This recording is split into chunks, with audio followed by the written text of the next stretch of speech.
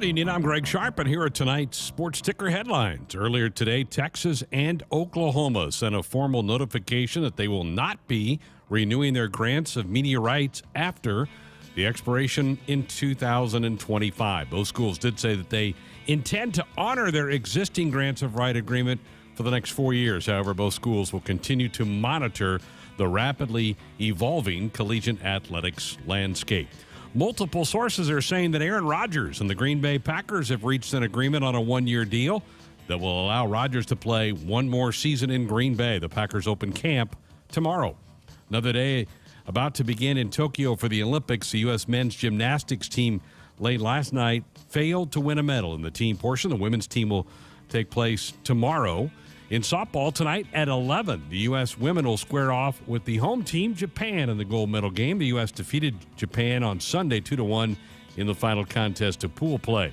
U.S. women's soccer team will battle Australia later tonight. That match set to begin at 3 a.m. for you Night Owls. China leads the medal count with 18. The U.S. has 14. Japan has the most gold medals. They have 8. On the Major League Baseball scoreboard, game 1 of 2 between the Braves and the Mets. Atlanta leads 2-0 in the 7th. About to get underway. Washington at Philadelphia, Toronto at Boston.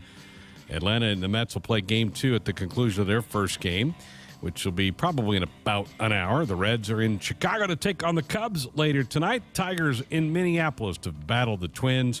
Colorado in Anaheim to face the Angels, and the Astros and the Mariners will battle. And in Kansas City, the White Sox will take on the Royals. Those are today's headlines. I'm Greg Sharpe.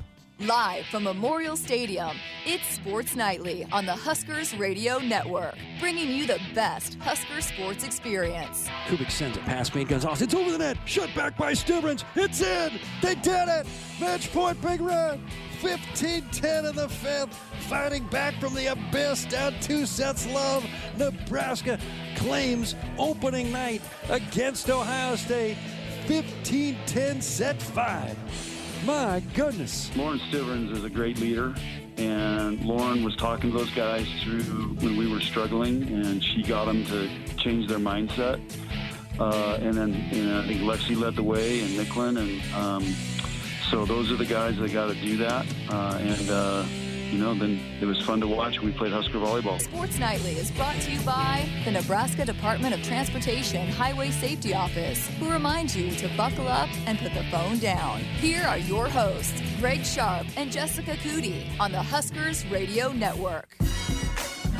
Thank you. Good evening. Welcome to another week of Sports Nightly, the final week of the month of July. And before the week is over, we will have a Husker football practice. The Big Reds' first practice set for Friday, Fan Day set for Thursday. In fact, Fan Day will be going on at this very time on Thursday, 5:30 to 7:30 at Memorial Stadium. But, yep, first practice coming up on Friday morning for the Big Red as they motor their way toward the August 28th kickoff in Champaign against the Fighting Illini.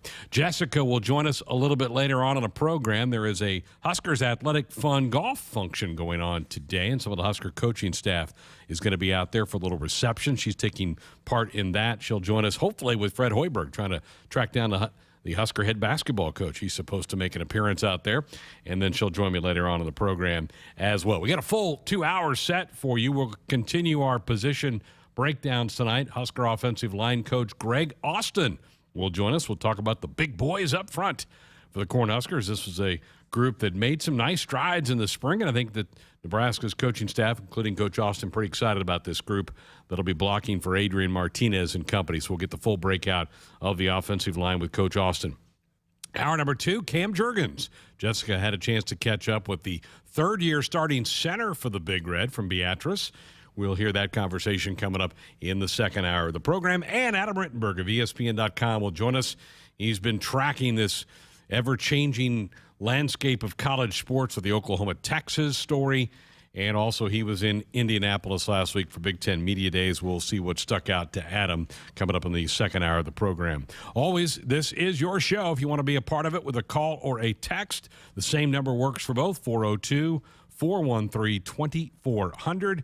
That is our Sports Nightly hotline, brought to you by the Woodhouse Auto Family, bringing you more choices in brands, locations, and service. Experience the difference. Purchase with confidence.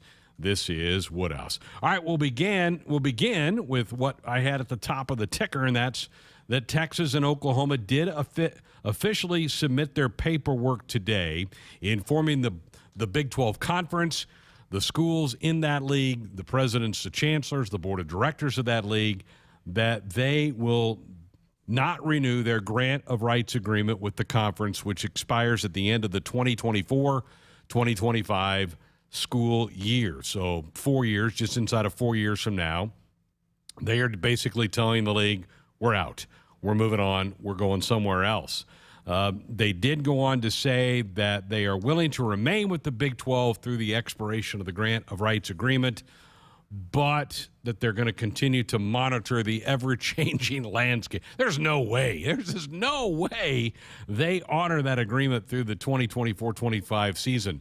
I don't want to get too dark here, but this is a divorce. This is really two schools saying we are divorcing the league. We're leaving your league. We're going to hang around for 4 years. We're leaving you. But so that's going to get worked out. They'll get the lawyers involved. There'll be a payment. There'll be a lump sum that'll be thrown the way of the other 8 schools. But my guess is this is the last year that Oklahoma and Texas compete as members of the Big 12 Conference. So now you'll wait and see, what does the SEC do with an official invite? How long does that take? I don't know how long that will take, but it will come, I think, within the next 5 to 7 days would be my guess, is when the SEC will officially announce that they are inviting those two schools to become members of their league. So it was filed today. There were a lot of people over the weekend that were speculating that it would not get filed, that something would happen. There was even a meeting yesterday between Commissioner Bob Bowlesby of the Big 12 Conference and Texas and Oklahoma officials, offering up a couple of different things. One was they were going to give more money. They were going to give them more of the shares of the 8 schools, which, what a horrible look, really, for the 8 schools that are remaining to say, basically, we'll give up more of our money if you'll stay. I mean, it's just an awful look for those schools. It's a terrible position for them to be in. And again, goes back to the brilliance of Tom Osborne and Harvey Perlman 11 years ago to not put Nebraska's fate, Nebraska's future in the hands of the Longhorns. That was really what that was about. And there are today still people who don't understand what Nebraska's move was 11 years ago. It was for stability. People spin it and say, well, Nebraska did all that for money.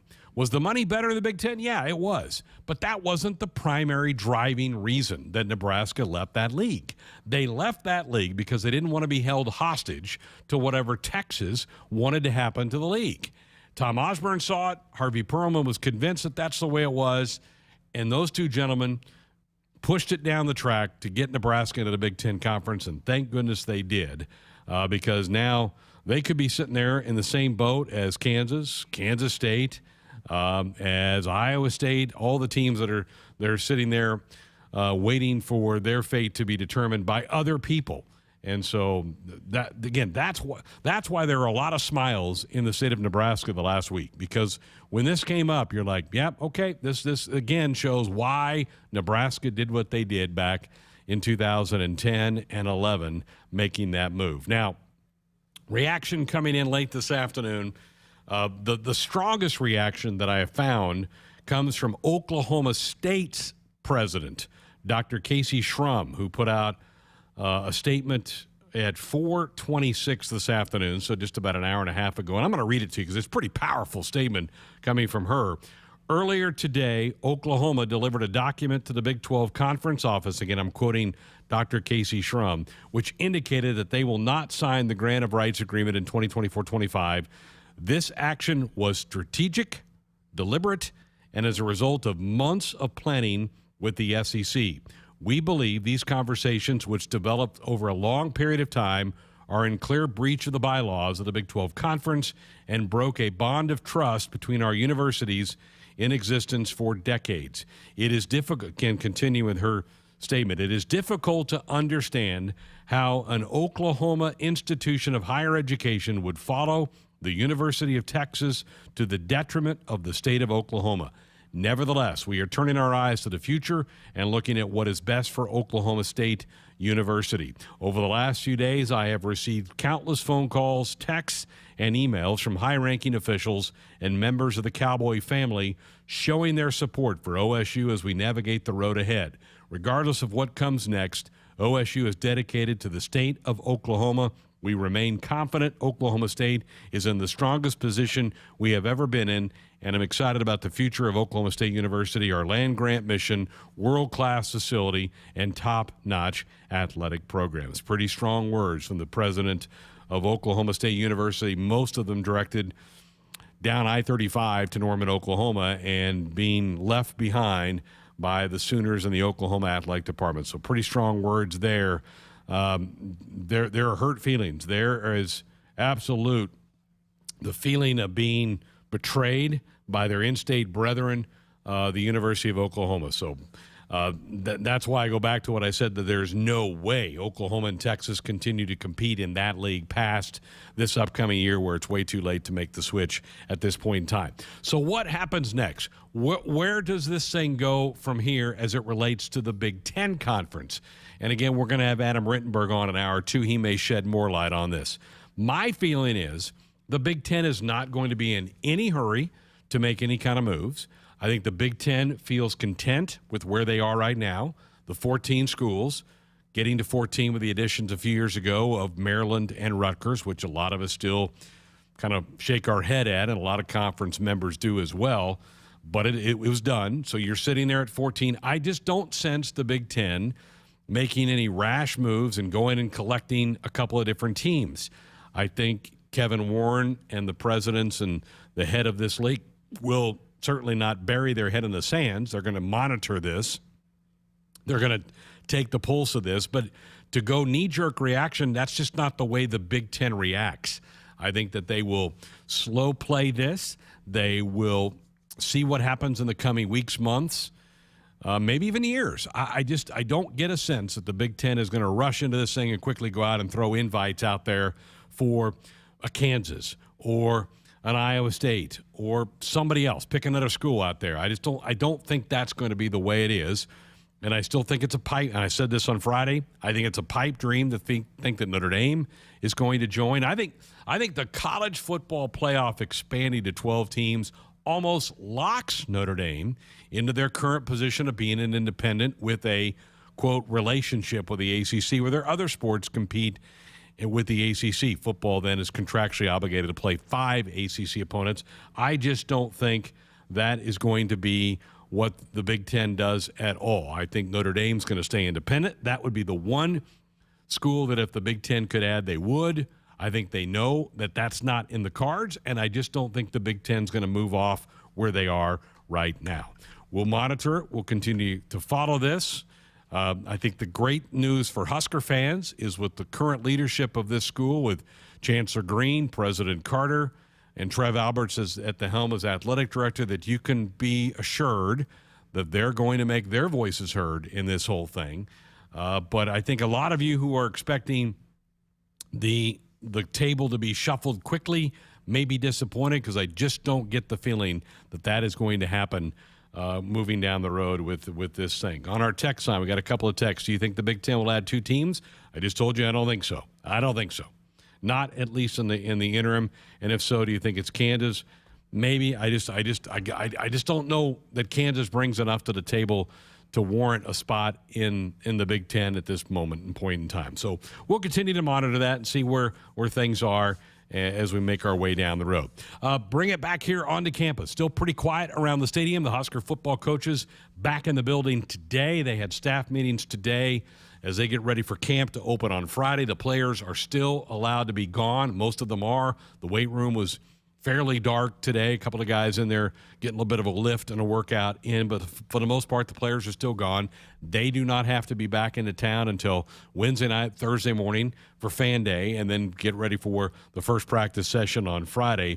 But you can tell it's starting to ramp up a little bit, and the football offices at least were pretty busy today getting ready for the start of the fall camp coming up here on Friday. All right, that's what we have here on the program tonight. Again, if you want to be a part of it with a call or a text, 402-413-2400.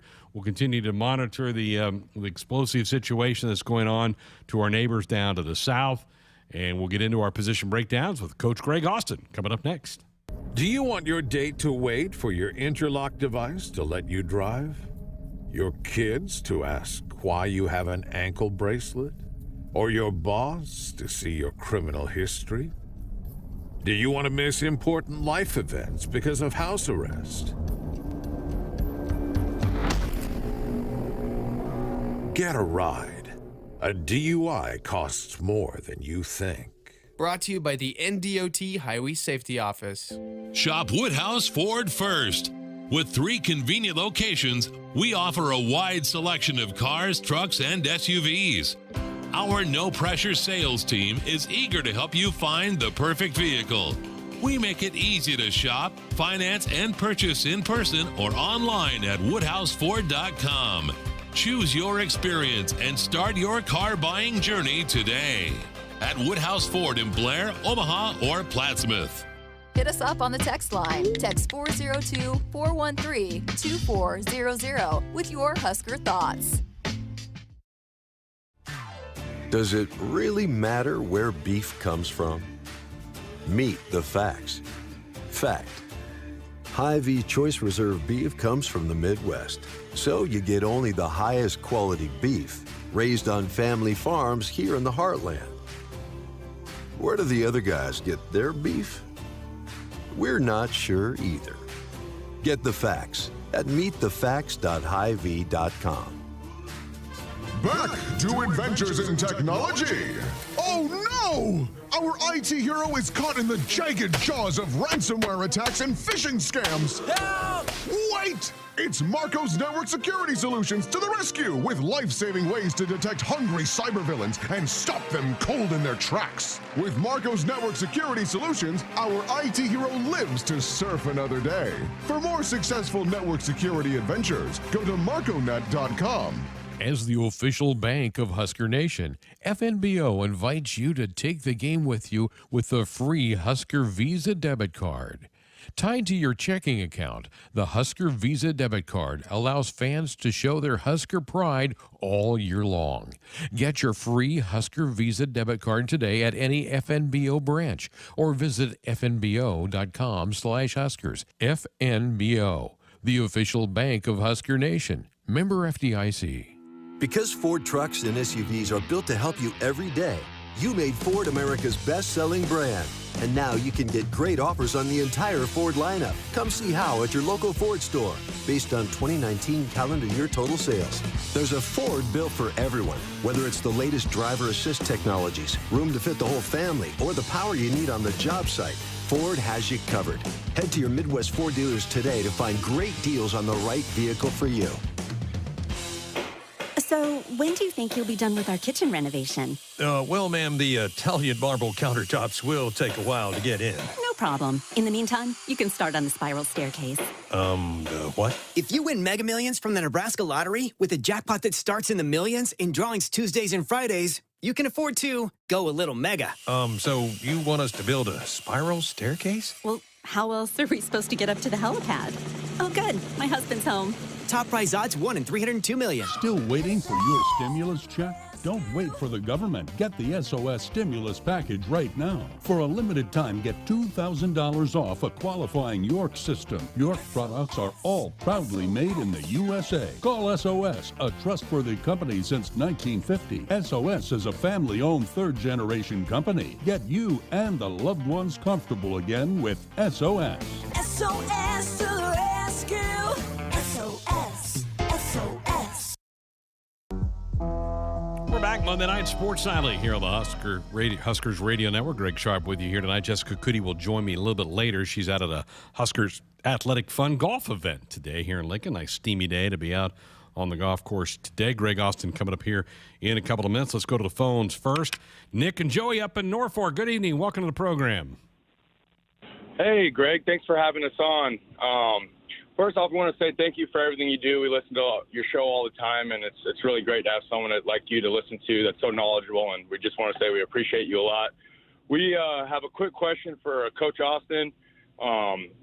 It's real quick here. Just what is his top 3 things he likes to accomplish after he gets one of the guys in the program and starts building up the pipeline? What's maybe 2 or 3 things he'd like to get accomplished with them as he looks to mold them as pipeline members for the team. So thanks again. We appreciate you, and we'll hang up. Have a great day. I appreciate it. Thanks for the phone call up there in Norfolk, and the aforementioned Greg Austin joining us now, the offensive line coach, run game coordinator for Nebraska's offense as well. Let's just start with your feelings coming out of spring ball. Did you feel like it was a good spring for your group? Did you get some things accomplished?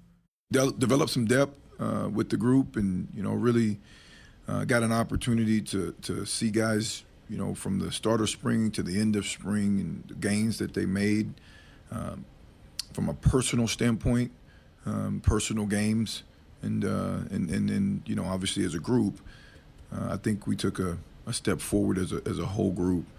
Biggest thing coming out of spring is, for one, we stayed healthy, which was awesome, and then above and beyond that, it was developing some depth. So good, yeah. That's what you like. Get that depth going. I want to start with the tackles, because Bryce Benhart last year got a lot of snaps for you at the right side. Turner Corcoran got to start that last game against Rutgers.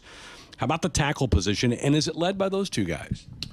Yeah, those are the guys that are in the starting roles. They finished spring, in those starting roles. But, until first game, comes, those things aren't set, and I tell the guys all the time, I want you to work your tail off as if you are starting, even if you're not. And then the guys that find themselves getting more of the starter reps, you got to fight to keep their position, But those are the guys that have received more of the starting reps than any of the tackles all throughout spring.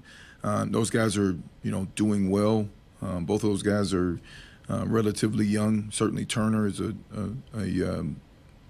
new guy, so to speak. He's still just made his first year of being in college this past spring, because I know he came in as a mid-year last year. So a bright future ahead of him, as well as Bryce. Both of those guys did a nice job throughout spring ball of really owning the position and owning the technique, that came along with the position. Bryce got better with his pass protection, body control, his get-offs, his departures out of his stance were really good. Seeing the departure of the defensive end, he did a nice job with that. Turner as well, same thing for him. He's a guy that's really going to be a technical kid. He's a really, really good technical kid. And then both of them took a step forward in terms of just finishing, finishing their blocks and finishing their man. Other tackles of note that did a really good job for us this year or this spring was Nuri. And it's hard to say his last name, but I always describe him as the guy from Germany that we got from Colorado State. But anyway, Nuri's done a damn good job stepping in there at tackle, as has Ezra Miller, Jimmy Fritchie, and Brant Banks is another guy that, in my opinion, is going to help us out this year. And, Brant's going to get a lot of snaps for us this year at the tackle position. So he's another guy that's going to has a bright future ahead of him, and he's actually playing, kind of a dual role between guard and tackle. But he's a guy that has some high value as a tackle as well. Let's go to guard. Matt Sichterman certainly made some headlines from what he did for you in spring ball, and he's been in the program for a long time. Ethan Piper's played some of that guard spot. Trent Hickson's played out there for you. How about the guard positions as you go into this year? Yeah, you have Sick, a.k.a. Matt Sichterman, who's just done a nice job of just being resilient, man. He's just worked his tail off and stayed the course and battled his tail off since I've been here. When I arrived here, he was playing tackle, and we've had to move him down, and he's taken ownership of the position. at guard, and he's actually taking ownership in the leadership role in our room. So really pumped about Matt. Another guy that's been here that people don't mention a whole bunch of, but has a lot of value is Brock Bando. Brock Bando, man, he's another guy that comes in and works his tail off. And, Brock's already graduated. I'm the local Lincoln guy, and he's another guy that's going to really help us out this year as well. Ethan Piper, a talented, young, explosive man, right there from Norfolk. And Ethan's a good kid and learning, certainly getting the guard position. Got a lot of snaps last year, working on continuing to get him better at controlling his body. He's an explosive kid, but it's just that technique and that body control that we continue to work on with him. But he's a guy that's going to certainly play a lot of snaps for us this year. Is Ethan, and then there's Brent Banks again. Brent Banks is in the mix as well at guard. So he's not he's not just a tackle, and he's not just a guard. He's a mixture of both, and he's really developed a proficiency at both. And I'm pretty pumped about what Brent can do and how he can be the glue, for us right there at whatever position we need him at, Then there's guys like Michael Lynn, who's done a damn good job of just continually getting better on a daily basis. Noah Stefersky is stepping in there as well as a guy that we can potentially depend on. Young guys like Alex Kahn are just coming along. Those guys in the second year just coming along and, on schedule, doing what they're supposed to do. Alex is healthy now. He had a shoulder, so now that he's coming back from that, I think things are kind of being put together more for him in terms of knowing what he needs to do and executing it. And then you have to. I know we talked about the tackles, but I'd be remiss to if I didn't talk about Henry Latowski as a guard. And Henry came in as a mid-year last year or last spring, this past spring, and man, he turned some heads. In the 15 practices that we had throughout spring. So look for him as a guy that's going to help us out sooner rather than later. Certainly he has 4 games this year with the red shirt retention on those 4 games. But then, heck, depending on what the depth chart shakes out and looks like, he could very well be in the mix for us as well. So, those are the bodies there. And, skip out the tackle real quick one more time, and Teddy is another guy similar to Henry that came in and wowed us, Teddy Prohaska. And he has a bright future ahead of him, and we're really pumped to see what he looks like this year. Another guy that has the 4 games where he can retain his red shirt as well. Can't miss Teddy. He's pretty easy to spot when he's out there. Again, visiting Greg Austin, Husker offensive line coach. Let's go to center. Now Cam Jurgens, now in his 3rd year as being a starting center for you. Talk about his growth, where he needs to go, and what about the backups behind him? Yeah, Cam, again, explosive kid, man. I mean, just when you think that he's tapped all of his potential, he just takes it up a notch, and just on a daily basis, I see what the kid can do. It's really, he's a freak, kind of a freak of nature, if you will, right?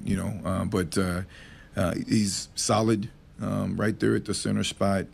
And the biggest thing with Cam, and we work on a daily basis, him and Adrian are out there all the time, man. Hey, just keeping those snaps going, getting that muscle memory of those snaps and just working on a daily basis. We don't want things like that to trip us up anymore. And Cam is working his tail off. Him and Adrian are close. They're closer than they've ever been as just players, just people to people, right? Person to person. So that's where we're continually developing him. And then Trent came along really nicely. We talked about Trent earlier as a potential guard, and I certainly look at him as having position flexibility between guard and center. But he stepped in there as a solid second string center that I feel like has value popping in there as guard to give him some opportunities for some reps as well. But Trent Hickson came along really nicely in the spring, is very consistent with his snaps. He's a twitchy kid. He plays well in short area.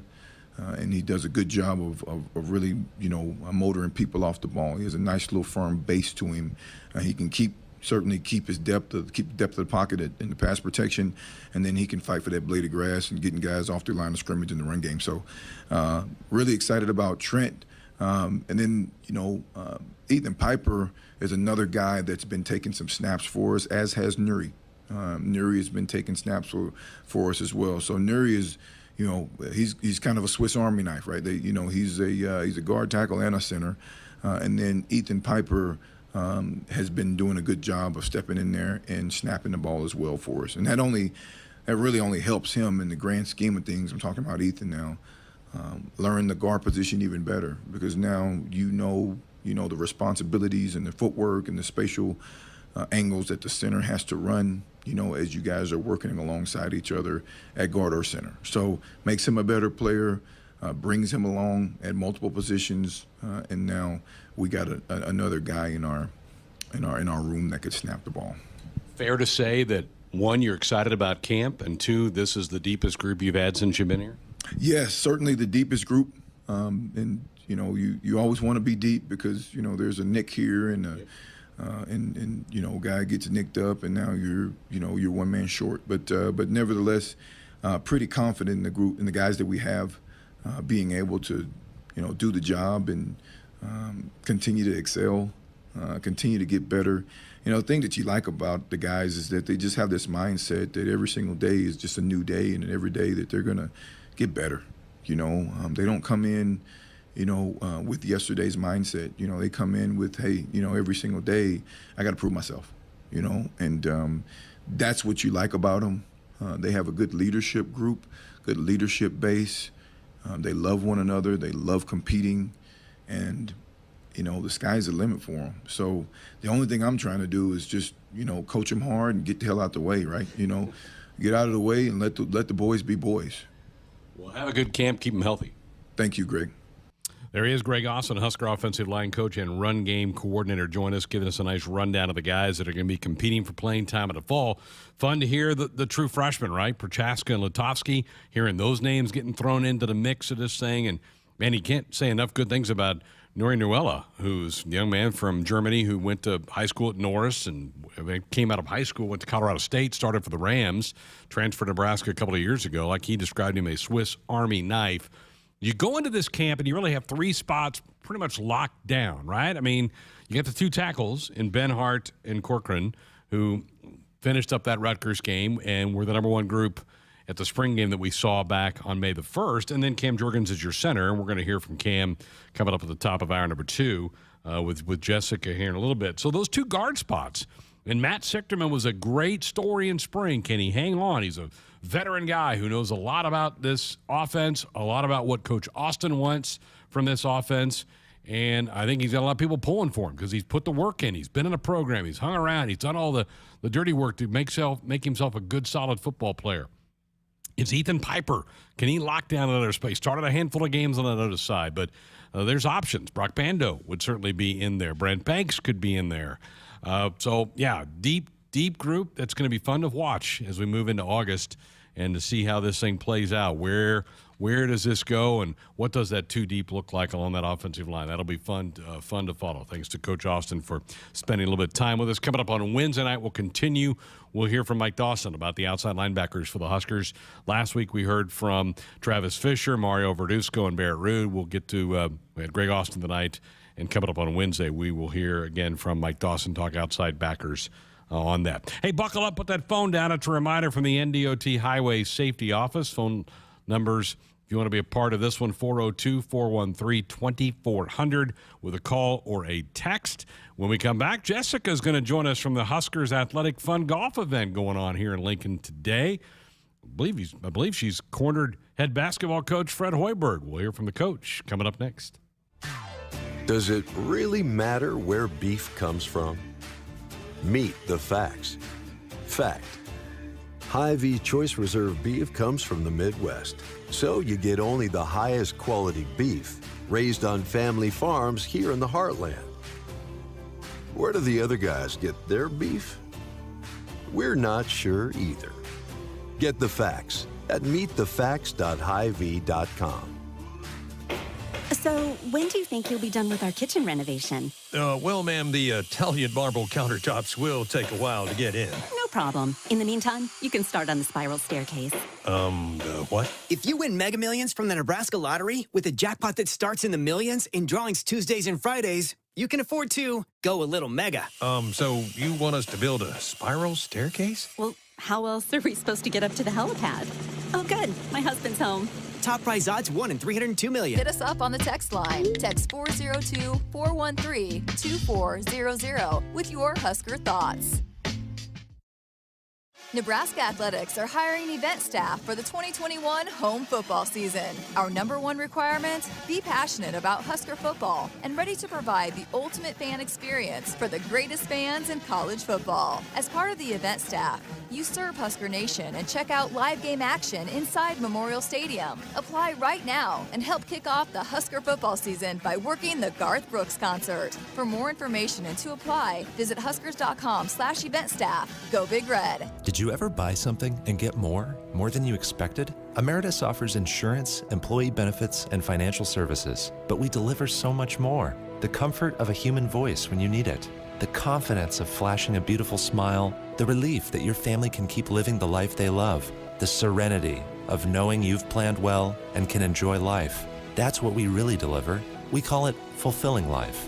Emeritus, insurance, employee benefits, financial services, and much more. Stadium seats may have been replaced with recliners. Tailgates outside the stadium may have been swapped for the ones in the backyard. And thousands of screaming fans have been replaced by one screaming baby.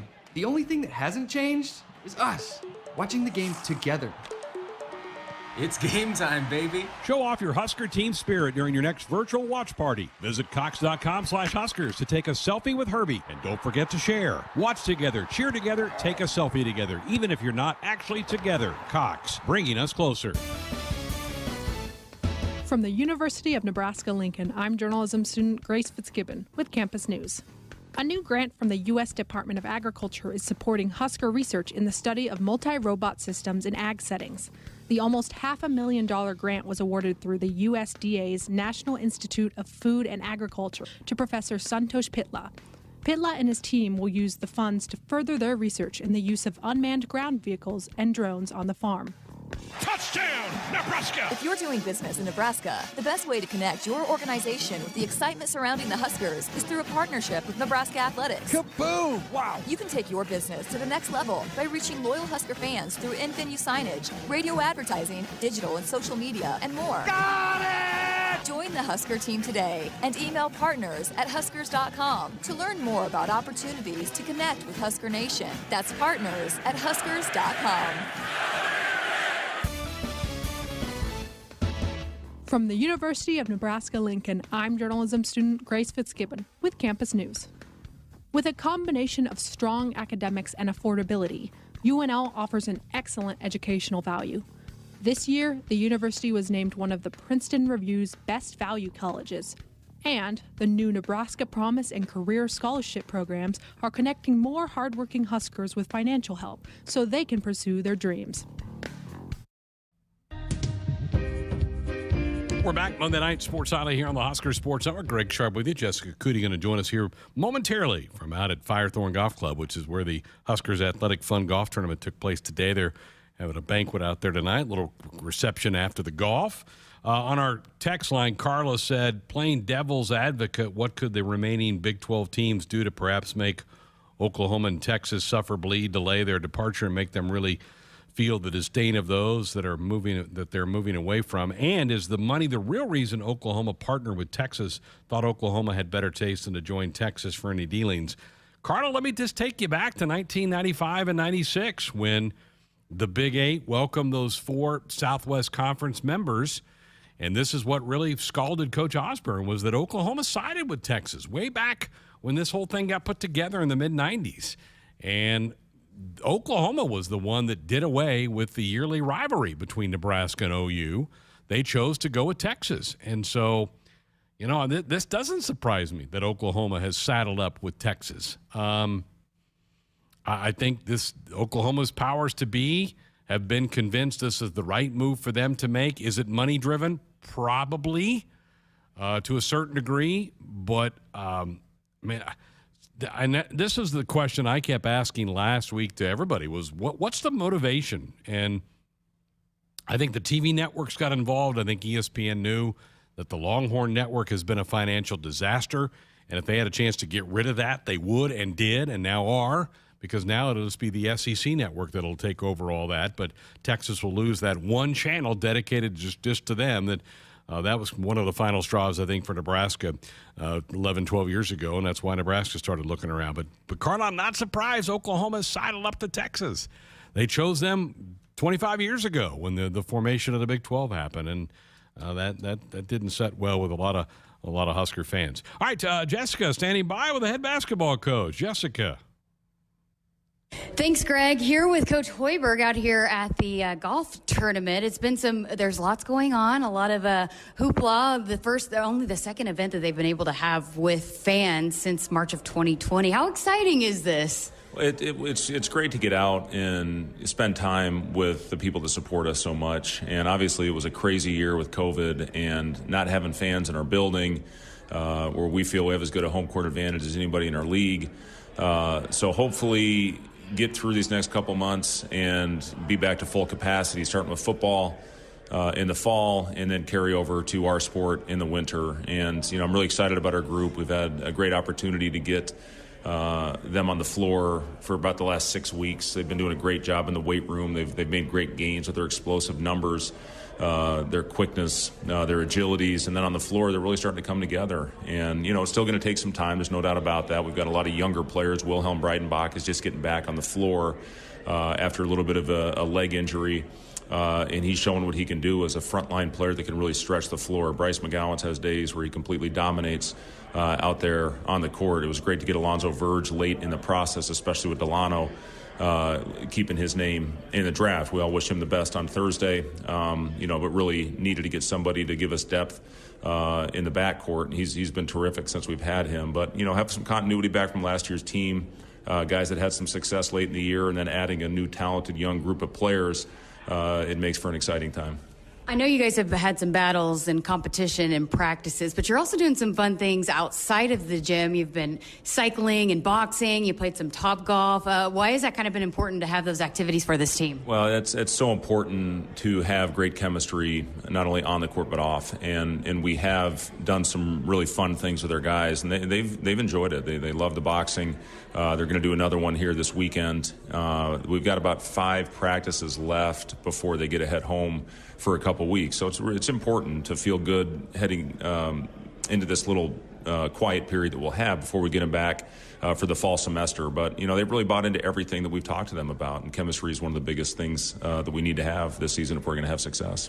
In the middle of the Olympics, and you got a player over there representing Team Japan, and Keisei playing in the Olympic debut of the 3-on-3 basketball tournament, which I have loved. I thought it's been so exciting.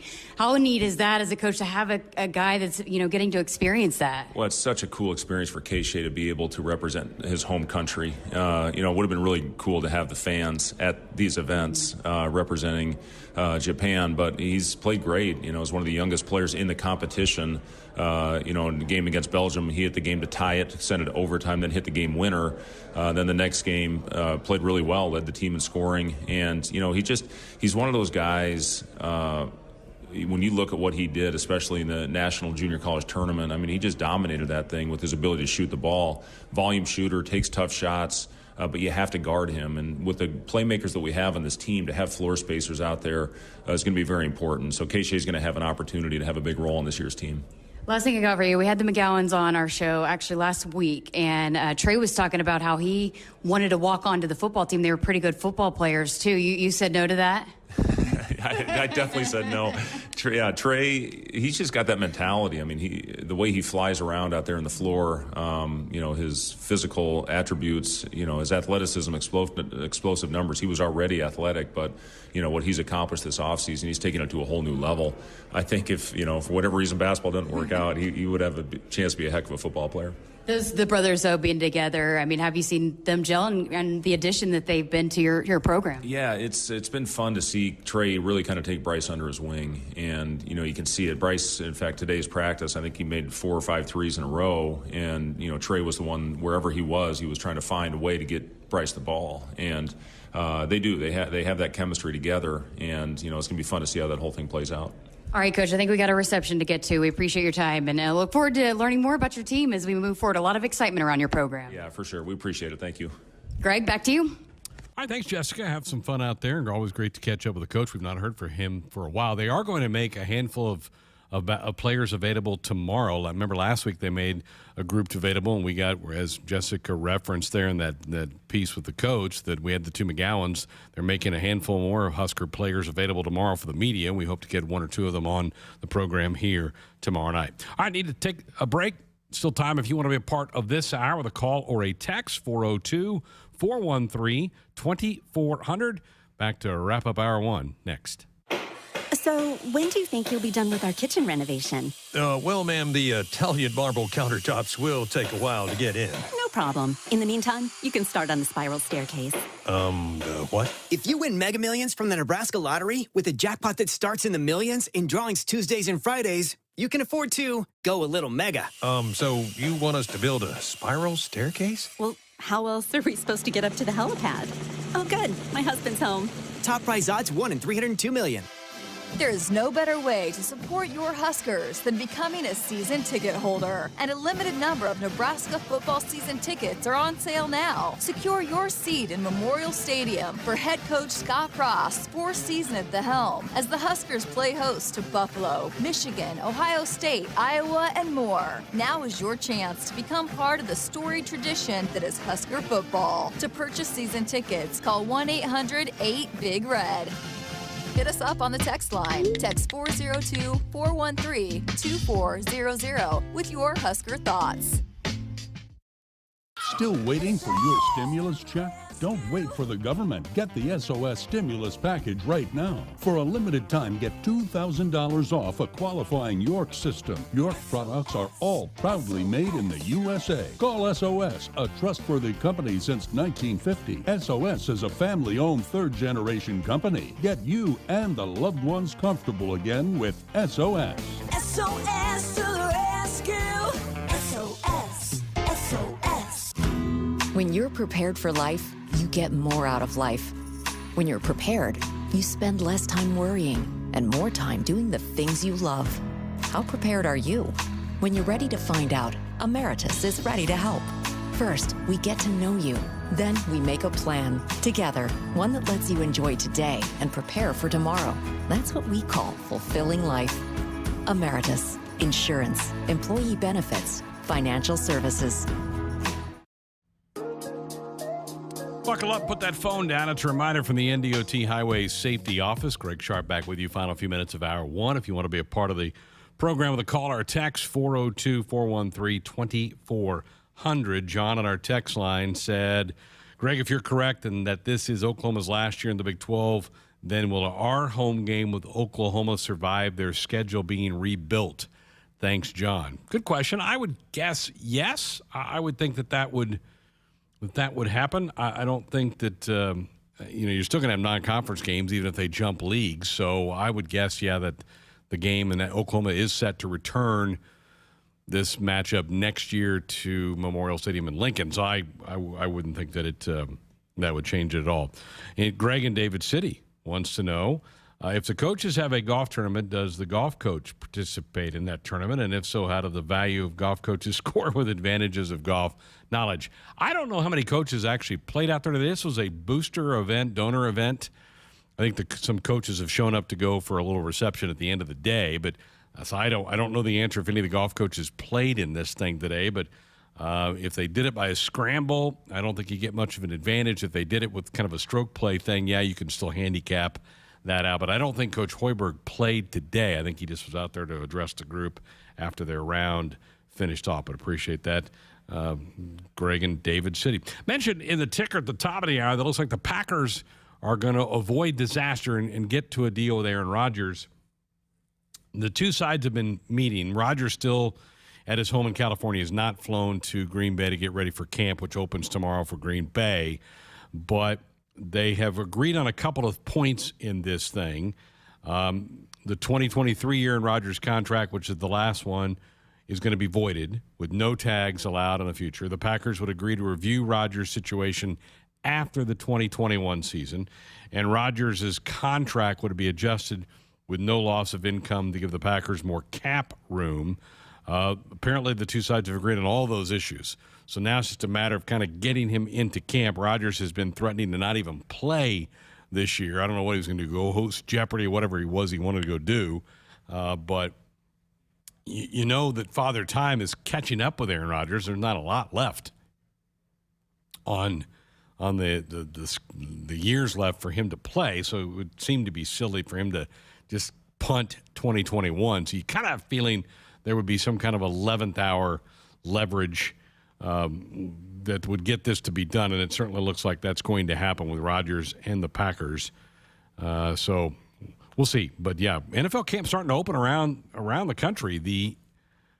You have a lot of people that have had rookies and quarterbacks that reported over the weekend. You've got a lot of veterans starting to report today, tomorrow, Wednesday for the NFL. The first game for the NFL season, September the 9th, it's Tampa and Dallas have that Thursday opener. So the Super Bowl champion Buccaneers get a chance to open the season. That's kind of customary. If you win the Super Bowl, you get a chance to kick off the next year.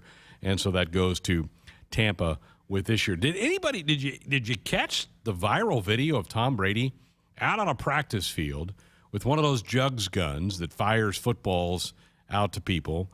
And Brady was throwing it back into the little hole where the football comes shooting out. And I saw that video a couple times over the weekend. That was absolutely amazing and shows you how accurate a guy like Tom Brady can be. If you haven't seen it, go Google it. You'll find it. It's out there. It's pretty remarkable stuff for Tom Brady. So the Bucs and the Cowboys will open the 2021 NFL season on September the 9th. You do have exhibition games that'll be getting going, preseason games that'll be getting going in the month of August. Isn't it crazy? We're in the last week of July. How about that? 3 days from Fan Day, which is 5:30 to 7:30 on Thursday night. And Mike and I were looking at the shadows of Memorial Stadium at about 5:30. About half the field was covered, so that west sideline is going to be covered. On the east side, though, there's still a lot of sunshine going to be out there, and they're talking about temperatures in the mid-90s on Thursday, so it could be really, really warm. We're looking at it right now at 7 o'clock, so only about 30 minutes left, and the entire field is covered. So for the last half hour, you're going to be in the shade, but if there's not much cloud cover, dress, bring water accordingly, because I don't want anybody passing out there and waiting in line to get some autographs from some of their favorite Huskers. But it's going to be warm out there for Fan Day. And then first practice is on Friday. And there will be a kind of a mini media day for Nebraska football on Thursday. Scott Frost will meet with the media Thursday afternoon, and they're hoping have about 8 to 10 players. We'll have full coverage of all that on the show on Thursday night while Fan Day is going on. But it's here, folks. It's ready to roll. We're 33 days from kickoff. You're counting them down. Practice starts on Friday. This thing's ready to ratchet up and get going as the Huskers have that Week 0 game in Champaign. This was supposed to have been the game in Dublin, Ireland between Nebraska and the Fighting Illini. Of course, that got canceled because of COVID, so it's back to a home game for the Illini.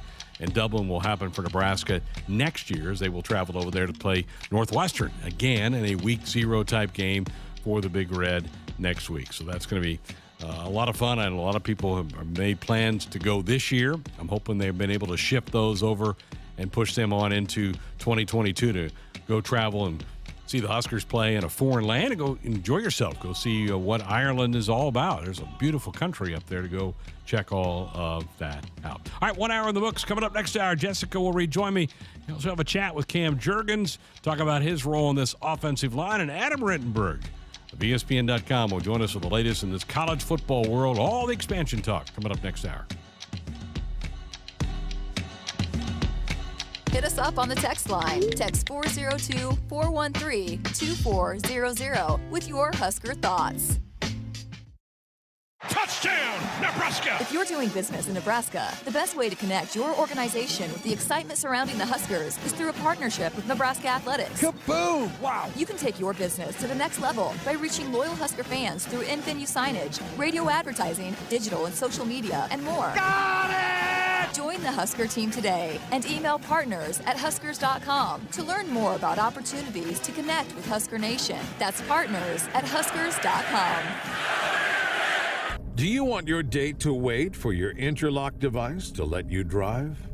Your kids to ask why you have an ankle bracelet? Or your boss to see your criminal history? Do you want to miss important life events because of house arrest? Get a ride. A DUI costs more than you think. Brought to you by the NDOT Highway Safety Office. Shop with confidence at Woodhouse Ford. Take advantage of our current offers and vast inventory selection with features you want at a smart price. Schedule a test drive today or shop online with our streamlined sales process. We make it easy to shop, finance, and purchase in person or online at woodhouseford.com. Choose your experience and find your next vehicle at Woodhouse Ford in Blair, Omaha, or Plattsmouth. So, when do you think you'll be done with our kitchen renovation? Well, ma'am, the Italian marble countertops will take a while to get in. No problem. In the meantime, you can start on the spiral staircase. What? If you win Mega Millions from the Nebraska Lottery with a jackpot that starts in the millions in drawings Tuesdays and Fridays, you can afford to go a little mega. So you want us to build a spiral staircase? Well, how else are we supposed to get up to the helipad? Oh, good. My husband's home. Top prize odds 1 in 302 million.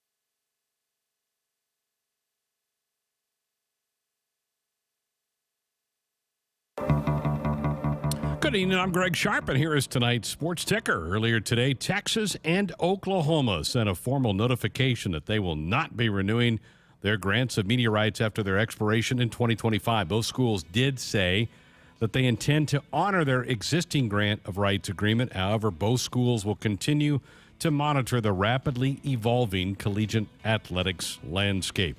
Multiple sources are saying that Aaron Rodgers and the Green Bay Packers have reached an agreement on a one-year deal that will allow Rodgers to play one more season in Green Bay. The Packers open camp tomorrow. Another day is underway now in Tokyo for the Olympics. The U.S. men's gymnastics team failed to medal in the team portion. The women's team's event will take place tomorrow.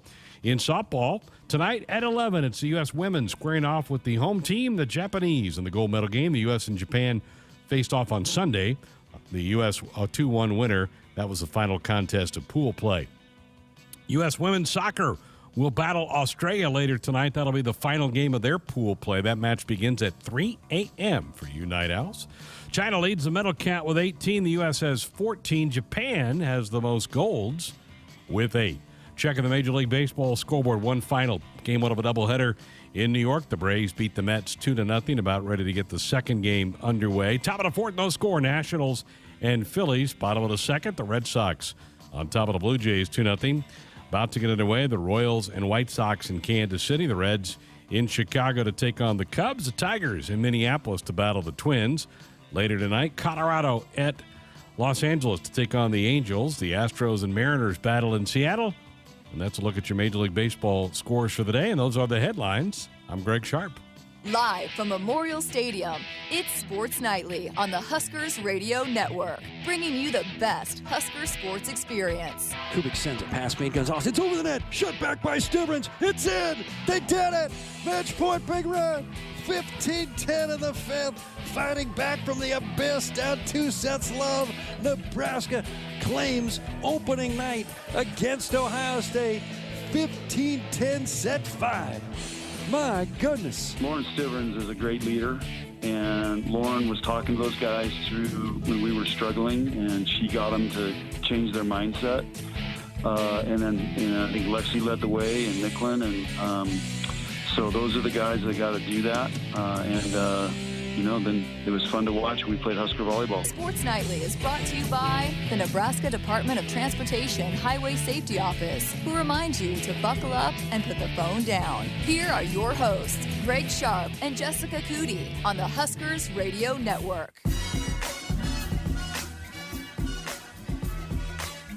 Jessica Coody, fresh off the golf course. She was out at the Huskers Athletic Funds golf tournament today, back from a weekend.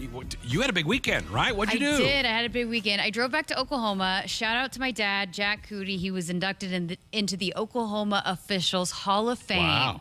So, was a basketball coach, which I've talked about, but once he got done coaching, he really got into refereeing basketball a lot. He started in football and baseball and softball, the seasons that didn't conflict when he was coaching basketball, but then kind of, really got into it after he quit coaching to kind of stay around in the game, fill a void. It was he got out of it to be with the kids and but missed it, and so he was reffing a lot. I mean, I remember going to games when I was little, and one funny story we talked about, he made some people mad. It threw out one of the best players, and I'm in the dressing room and people are throwing pickles at us and stuff. But yeah, I mean, my whole life just remember him reffing. And then now my brother is a Division I women's college basketball referee, so kind of passed it along to them. So it's a big part of our family. So it was a huge honor for him, and I wouldn't have missed it for the world. So yeah, I headed down there after we got done with the show on Friday, and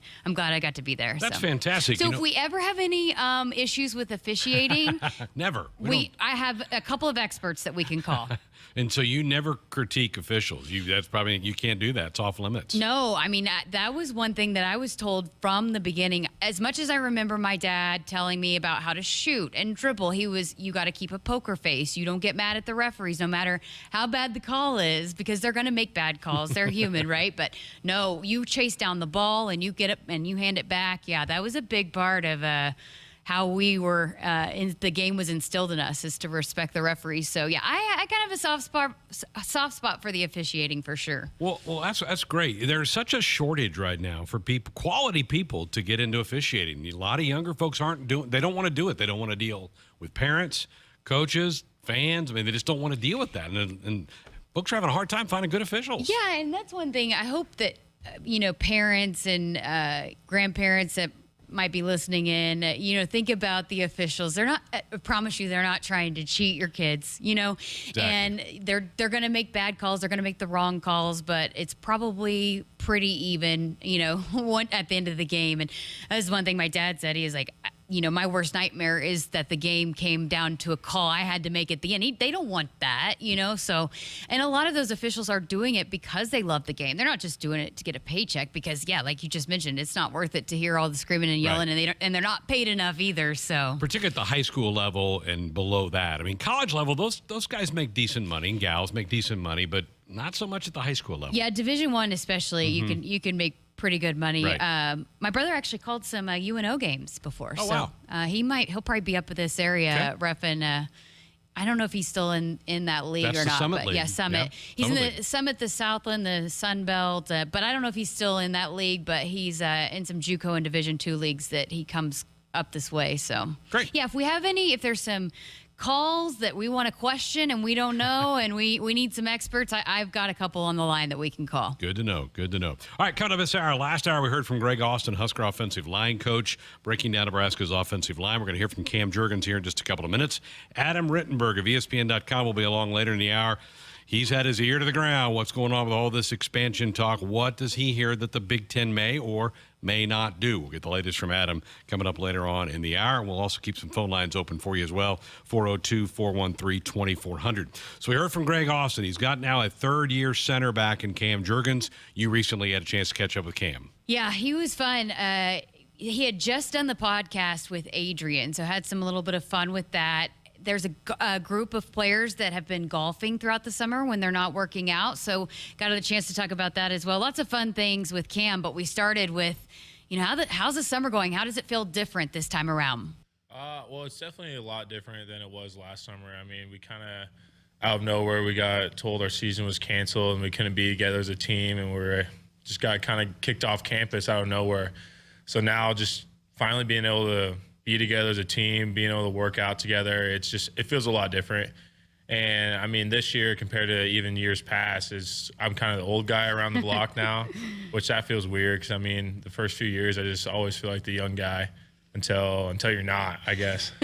So that's the biggest difference, and just taking that leadership role and having some of the younger guys look up to me and giving them a person to follow. For sure. What are some of your personal goals that you've been trying to work on and focus on this summer before leading up to fall camp? Just fine-tuning everything. I mean, there's a lot of stuff that goes into offensive linemen and just a lot of drill work.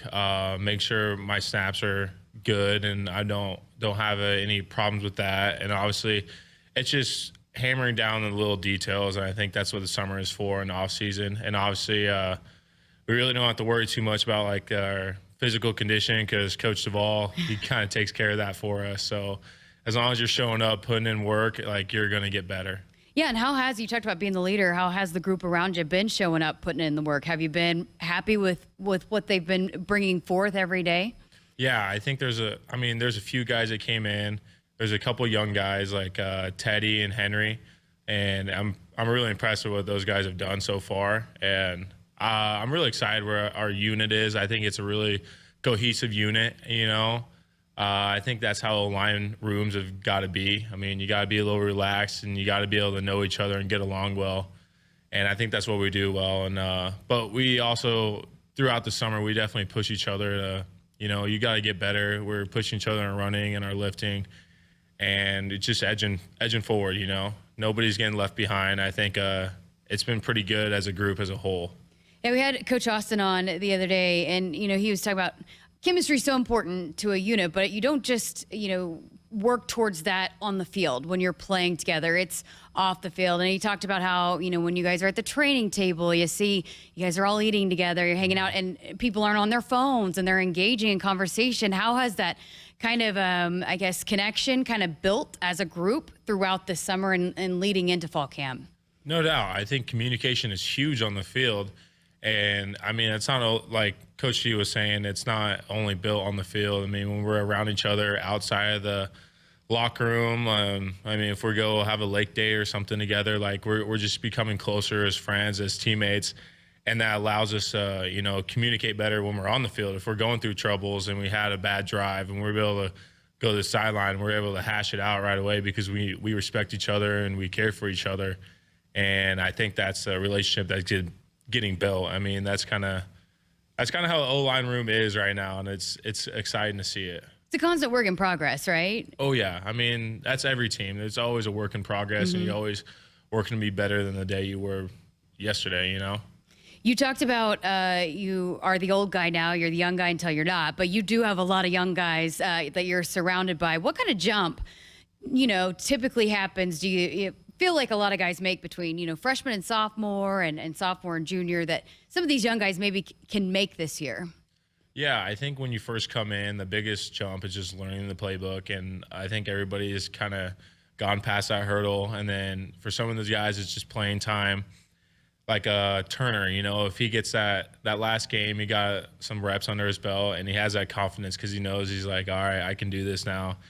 And it's just that little confidence going into the offseason and seeing, like, you're working out, not saying I have to get better to beat this guy. It's like I know I'm better and I'm going to work better because I'm not just want to beat this guy. I want to dominate this guy. And it's just having that confidence in the back of, like, your head that, like, I've done it before and I'm going to do it again. I'm going to get better at doing it. So I think that's just as time goes on, like, you get more confident in what you do and what you know and how your preparation is better than the person across from you. Coach Austin also talked about, you know, the competition that, you know, you guys have built some depth. It's probably the best since he's been here. You know, even a guy like you who has been here, been a starter, but knowing that, you know, the guy behind you is going to be right behind you. It's a brotherhood, but also knowing that you can't slip up or someone might take your spot. How important is that to have that competition? And how much does it push you? Yeah, I mean, it's huge. I think we all want the best for each other. And so, like, a key example is, like, Matt Sichterman is in that, like, top group. But he's coaching everybody. If somebody is right behind him and he's edging him, trying to take his spot, he's not being rude, not trying to, like, not coach him. Like, he's coaching everybody, and that's how everybody is. We don't care what the pecking order is because we want to put the best five out there. And, I mean, if the top guys are helping the guys in the second group, that's what makes you better as a team. So I think that's kind of how that competition goes. Like, we just want everybody to do their best. You know, we're not trying to push each other away for selfish reasons. We all want each other to have that first group be the best, and that second group, if somebody goes in there and needs to take some reps, like, it's not going to be a drop-off, right? You know, that's kind of how it goes. You're a Nebraska kid, know obviously the history and tradition about the O-line units that have been here. Nebraska's known for that. How much pride do you guys kind of take in that, and that we're going to set the tone and we're going to make our presence felt, you know, from the get-go? Yeah, no doubt. I mean, looking back at the guys, like, we were in the stadium the other day for the pipeline camp, and Coach Frost told the whole, like, O-line and D-line to look up on the wall and see all the jerseys and numbers retired, and, like, just looking at all those guys. Shoot, like, I think way over half of them were linemen, you know? Mm-hmm. We've had so many Outland winners and Remington winners, and it's awesome to see that because you just takes into perspective the greatness that came through here and kind of the pipeline that was built, and we want to follow in that tradition. And then they were known for just being the nastiest players on the field and just bringing that little bit of grit into their play and just dominating the guy across from them. It's not necessarily like what's going on with the playbook, what's going on the field, but they just dominated the guy across from them. Like, they didn't care what was happening. They want to make sure the guy across from him is having a hell of a game. How special has it been for you to be a part of that, enjoying that tradition and that legacy? Oh, it's really special for me because, I mean, growing up, I got to watch all these guys playing, and it's really cool. I mean, some of those guys, I mean, I'm not old enough to remember a lot of them, but, like, just seeing some of the recent guys, like, I remember watching Matt Slauson play and some of those guys, and it was fun to see them. Those kind of some of my first memories. So having having that in the back of my head, knowing I need to come out and play as hard as I can, not for just myself, but for the state of Nebraska and the tradition and the history behind it all. And the leadership role that you're kind of taking on, how has that been for you, kind of transitioning into being, you know, one of the bigger voices on this team? Yeah, I think for the most part, in my nature, I'm more of a lead by example guy. And I think this last year, I've kind of had to pick up a little bit more of a vocal role. And it's coming along well. I mean, the guys listen to me when I'm speaking up, and it just makes sure I'm doing the right thing so they know what has to be done. You know, if the leader in the room isn't doing the right thing, then how the guys under them know like what's supposed to be done. So I think just setting an example and being there for them if they need anything. And obviously if somebody's getting out of line, like you need to step in and talk to them. So we talked about the depth in the offensive line room. Also seems to be a lot of depth in the defensive line room. How much does it make you better battling against those guys? I mean, I'm sure you guys had a epic battle this past spring. Oh yeah, it was fun all spring long because they brought a lot of energy, and we had to match it every single day. And I think it's good for some of the young bucks to see that. I mean, you can't take a practice off because those guys and Coach T always has them going, and they're going to bring the energy. They're not taking a day off, so if we take a day off, we're going to be hurting. So obviously we need to bring it every single practice, and I think it's good seeing that because it's just a battle every day, and that's how Husker football practice should be. Give fans somebody to watch on the D-line unit who has been a pain in you guys' side. I mean, it's hard to pick one of them out because I think there's a lot of guys that can showcase a lot of stuff. Obviously, the guys I see across from me a lot is like Damian Daniels or Ty Robinson. Those guys are going to be a threat to deal with this year. So we had Adrian on the other day. He's wearing your shirt in this podcast. So we have back-to-back guys wearing your beef jerky shirt. What's the chemistry like? What's the relationship kind of been like with you and him as it develops, and now you're going into another year getting to play with him? Yeah, it's awesome. I'm always excited for Adrian. I think he's going to have a heck of a season this year, and obviously the chemistry off the field is built a lot. We hang out quite a bit. We got a good golf group right now, and usually he ends up being my partner when we go out there. And it's awesome. We've had our fair share of wins this summer and some losses, but it is what it is, and that's fun because I think that a lot of it, that's where the chemistry gets built. I mean, it's in the locker room, but it's also off the field when you're hanging out with the guys. And like if I can be a good scramble partner for him, I'm going to be a good center for him this year, and I'm excited for it. So who's the best golfer then in the group? I don't know. I mean, we have a lot of guys that go out there, and I think there's really no, like in our kind of the group that we go with, there's nobody that's like by far and away the best. Mm-hmm. A lot of people would say Travis Vokalek would be the best. I think he's a really good golfer, but I will say I think the last 3 times we played head-to-head, I beat him. So okay, if you get him on here, just ask him about that. I for sure will. What's your strength out on the course? I mean, I'm sure you can drive it pretty far. I'm okay. Consistency is my biggest downfall. So, I mean, I just need to keep working on the game. That's the game of golf. You hit a great shot. It's what keeps you coming back when you hit that amazing shot. That being said, there was we talked to Adrian about you going on his podcast, and he put out a poll, and you ran away with the fan vote on you would be a better quarterback than he would be center. I mean, I'm sure you agreed with those results. Oh, no doubt. I don't even think it was even a pollable question. My biggest takeaway is like Adrian has played quarterback his whole life, and he's never played center. And this is the first time I've been playing center. I mean, in high school, I played everything but O-line, so I played a little quarterback, so I've done it before.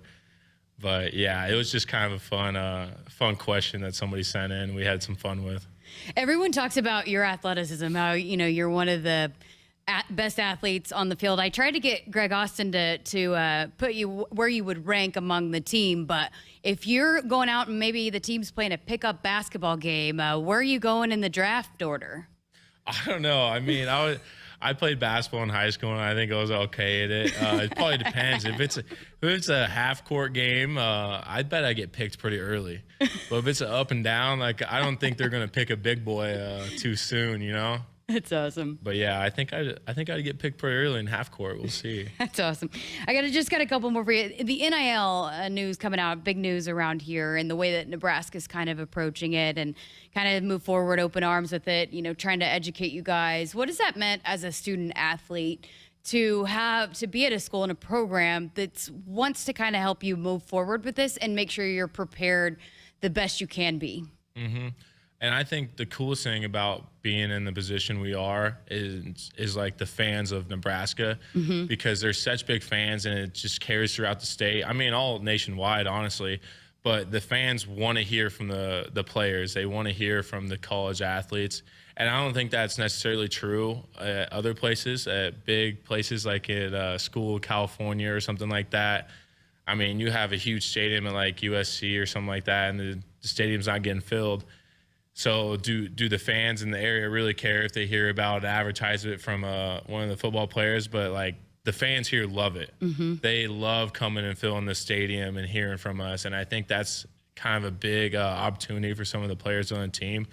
And not just the starters, but like all the guys throughout the roster, I think are going to have opportunities because it's a big deal playing here. And obviously volleyball is going to have big deals and all the college athletes, because fans don't just cheer for football. They cheer for all the sports. Nebraska fans are incredible people. They're loyal, and I think they're gonna enjoy hearing from some of the players. Last thing I got for you, you mentioned the fans and how excited they are. How excited are you to get in front of a full stadium again after not having them around last year? Oh, I'm super excited. I mean, it's crazy how many guys are on the team that are like, man, I still haven't played in front of like the full stadium. Like, that's nuts. I feel like they've been on the team for like 2 years now. And it's crazy. And I think it's going to be fun to get in front of the fans again. So that was a lot of fun. We did talk some football, obviously, but I enjoyed hearing about the competition that these guys have on the golf course as well. Those tight ends can play a little golf, but I think, we talked about this with Adrian, but I think the confidence, the kind of settling in, a lot of that is applying to Cam here this time around, the feeling comfortable. He said, the first thing he said is, you're the young guy until one day you're not. And he no longer feels like the young guy. It shouldn't. I mean, this would be year 3 under grabbing the football to start the play. Snapping was the issue for Cam. He's been off kilter, and he's got to stop that. That has to be completely cleaned up. He knows that, and I think he'll be better this year. He's just an amazing athlete. I mean, when he came to Nebraska, Jessica, they didn't know, is he a defensive end? Is he a tight end? And then Scott Frost saw him one day and goes, I think that's our center. And so it's a big conversion for him. And centers have to know so much mentally, too. The offensive linemen, they kind of, I think, maybe people underestimate how much they have to know mentally, especially the center. That's a lot to learn and to figure out. And in addition to having to, I got to snap the football and then block the guy in front of me and watch what the defensive line, who's coming after my quarterback. So, it's got to be an adjustment for a guy that probably, didn't know that he was going to be the center. But he's so smart. And, it seems like the chemistry between him and Adrian has really, really grown. They've been working a lot, both of them, this whole summer. So I think both of them will have lots of improvements on display coming up here in a couple, or what? How many days are we? 4 days. And then how many days from first game? 33. 33. Oh, my goodness. Yeah. Crazy. Good stuff there with Cam. We'll continue position looks on Wednesday. We'll hear from Mike Dawson, outside linebackers coach, on Wednesday night's program. All right, Olympics, 3 or 4 days in. You been watching some? I got up at 5 a.m. this morning to watch the men's gymnastics final. So, and I watched the women's gymnastics qualifying live as well at like 1 a.m. on Saturday morning. I can't, because you get on Twitter and then it spoils it. Right. So I'm like, I'll sleep when the Olympics are over. But had some fun watching the volleyball. Can't wait to continue to watch them now that, I've got some connections and know a few of the players. My dad and I actually, when I was in Oklahoma, we watched that. Their first match. And boy, he's all in. He's a big Jordan Larson fan now, too. He's phenomenal. And the 3-on-3 basketball is so much fun. Love it. How did this even come about? I want to know why, and I hope it's here to stay. I don't know why it's taken so long to get to doing that, because it's a fun game. It's so fast. It just goes so fast. Yeah, it's awesome. I've really enjoyed watching it. It's probably been my favorite so far. Good stuff. more basketball tomorrow, right? Huskers are going to make some more players available. Yes, I don't know who I'm talking to yet, but hopefully we'll get to sit down and have a chat with one of those guys. I've heard that the practices have been pretty competitive and intense, which, again, what you want. Absolutely. Good stuff. All right, long day for you. Enjoy the rest of the night. We'll talk to you again tomorrow. Thank you. Appreciate it. All right, Jessica Coody with us here. When we come back, Adam Rittenberg of ESPN.com will join us. We'll talk college football expansion and his thoughts about Big Ten Media Days that he covered last week in Indianapolis. That's coming up next. Do you want your date to wait for your interlock device to let you drive? Your kids to ask why you have an ankle bracelet? Or your boss to see your criminal history? Do you want to miss important life events because of house arrest? Get a ride. A DUI costs more than you think. Brought to you by the NDOT Highway Safety Office. Husker fans, looking for a seat in Memorial Stadium? Custom 3-game mini plans are available now for only $195. Choose any combination of the 6 games available. Matchups available in the 3-game plan include the home opener versus Fordham, Buffalo, Northwestern, Michigan, Purdue, and Iowa. Don't miss this opportunity to join the greatest fans in college sports and help fill Memorial Stadium. To build your mini plan, visit huskers.com/tickets or call 1-800-8-BIG-RED. Hit us up on the text line. Text 402-413-2400 with your Husker thoughts. Did you ever buy something and get more? More than you expected? Emeritus offers insurance, employee benefits, and financial services, but we deliver so much more. The comfort of a human voice when you need it. The confidence of flashing a beautiful smile. The relief that your family can keep living the life they love. The serenity of knowing you've planned well and can enjoy life. That's what we really deliver. We call it fulfilling life. Emeritus, insurance, employee benefits, financial services, and much more. Touchdown, Nebraska! If you're doing business in Nebraska, the best way to connect your organization with the excitement surrounding the Huskers is through a partnership with Nebraska Athletics. Kaboom! Wow! You can take your business to the next level by reaching loyal Husker fans through in-venue signage, radio advertising, digital and social media, and more. Got it! Join the Husker team today and email partners@huskers.com to learn more about opportunities to connect with Husker Nation. That's partners@huskers.com. Stadium seats may have been replaced with recliners. Tailgates outside the stadium may have been swapped for the ones in the backyard, and thousands of screaming fans have been replaced by one screaming baby. The only thing that hasn't changed is us, watching the game together. It's game time, baby. Show off your Husker team spirit during your next virtual watch party. Visit Cox.com/Huskers to take a selfie with Herbie. And don't forget to share. Watch together, cheer together, take a selfie together, even if you're not actually together. Cox, bringing us closer. From the University of Nebraska-Lincoln, I'm journalism student Grace Fitzgibbon with Campus News.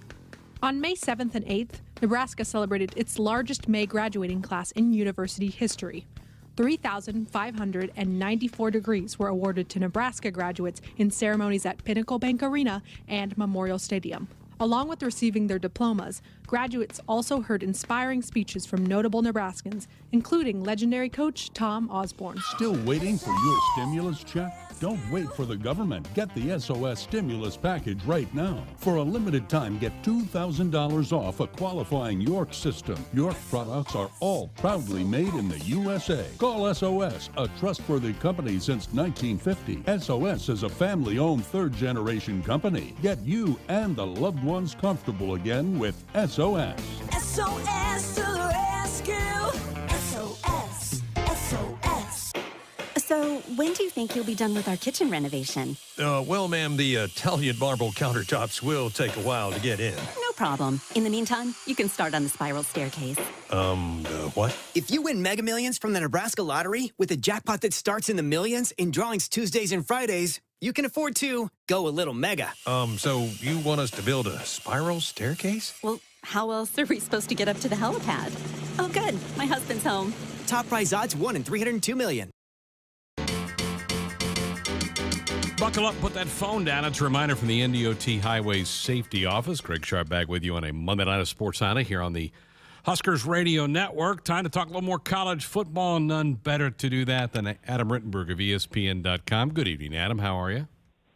I'm doing great, Greg. How you doing? I'm good. I want your reaction last week when you heard the news Oklahoma and Texas were flirting with the SEC. What was going through your mind?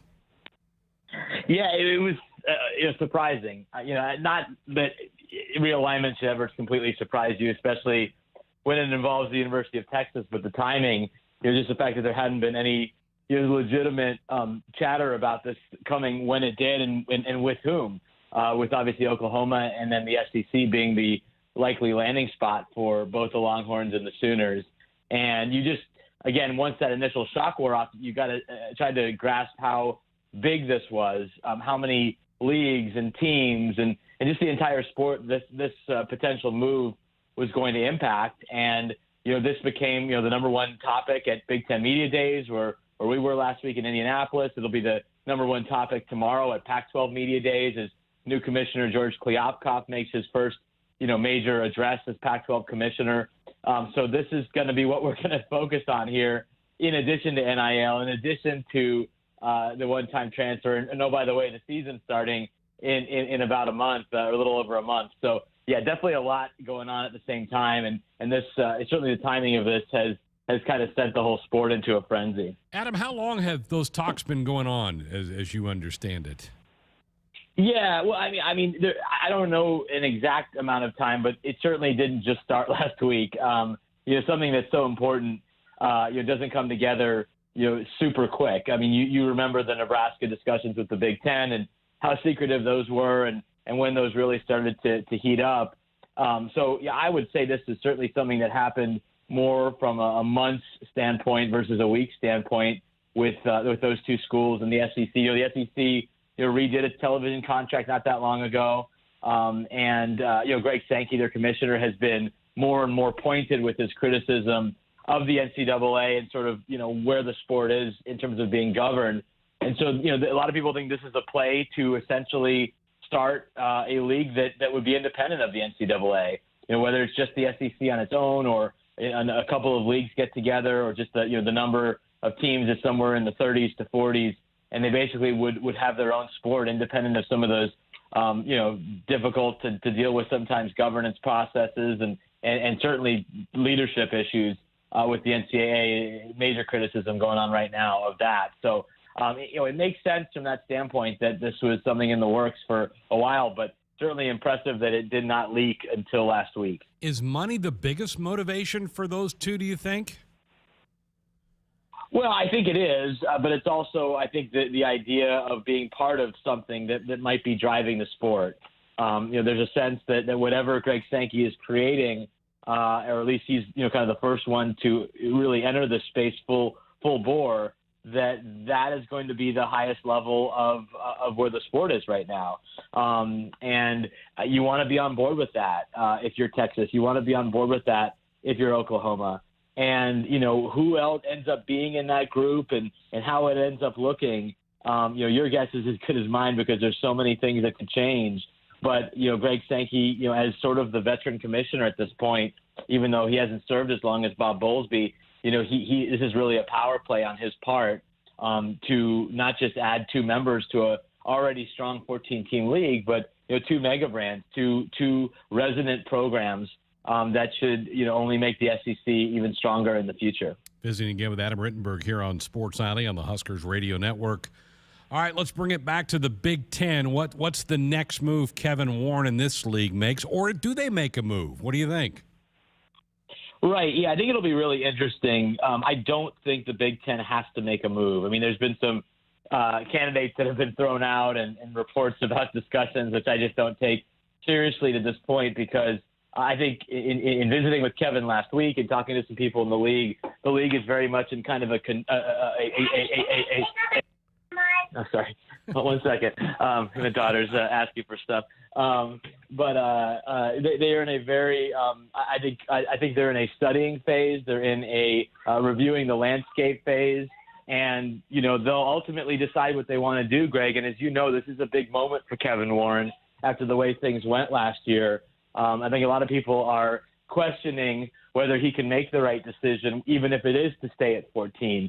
So, but I would just urge everybody to understand that if the Big Ten adds, it has to be added value. And the calculus is different now than it was when the Big Ten added certainly Maryland and Rutgers, when it was much more about cable markets and growing the Big Ten network. And that's not completely insignificant, but I just think with the way that the media environment has changed, is important to keep that in mind. I really think if the Big Ten does choose to do something, there's two major areas. There's certainly attempting to add Notre Dame again, which has obviously happened in the past, and the Big Ten hasn't been successful. But you have a commissioner who attended law school at Notre Dame. They just hired Barry Alvarez as a special consultant for football. Barry obviously was a defensive coordinator when Notre Dame won a national title. You have two of the most veteran and respected ADs in the Big Ten, and Gene Smith and Sandy Barber.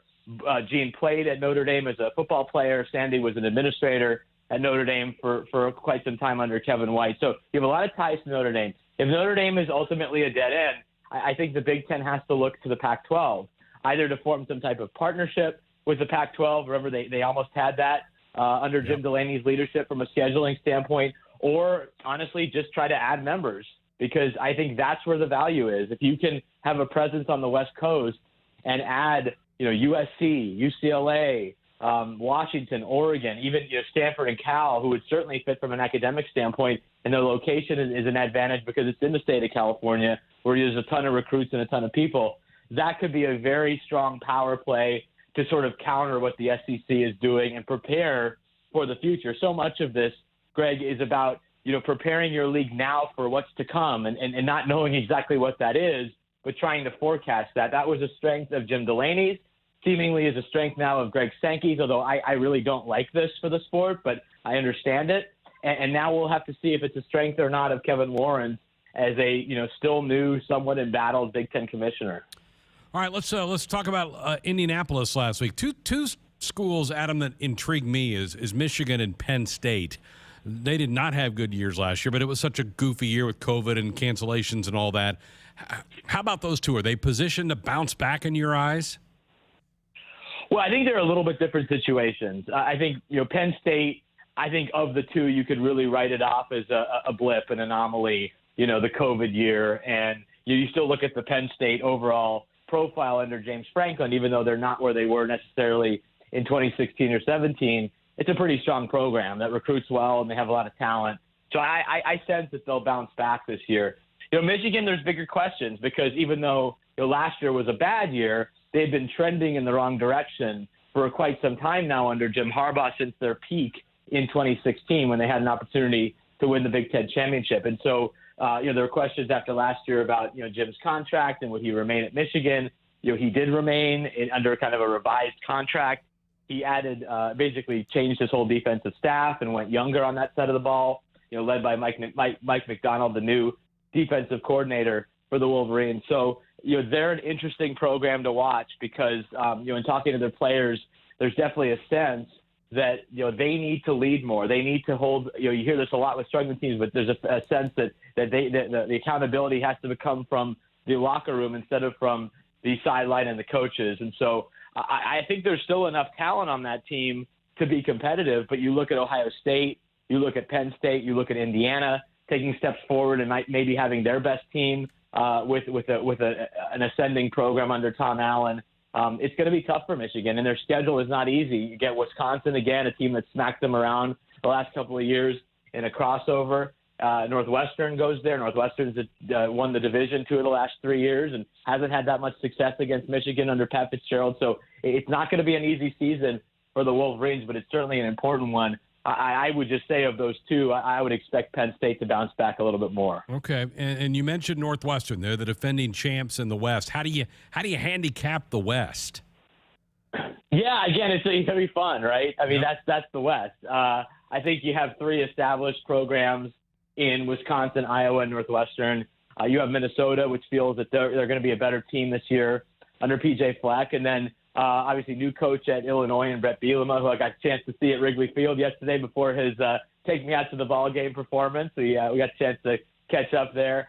And then Purdue, big year for Jeff Brom, and certainly a big year right there in Lincoln for Scott Frost. I have picked Iowa to win this division a number of years in a row now and have been wrong, but I was talking to Kirk Ferentz about this and their players who were in Indianapolis. Since they were on that field in 2015 with a chance to go to the national or to the playoffs, certainly against Michigan State. They've been 41-19. So by that record alone, they should have been back to Indianapolis. They have found ways to lose the wrong games and not get back there. But I think they're a very strong team, especially if they get improvement from Spencer Petras or someone else at quarterback.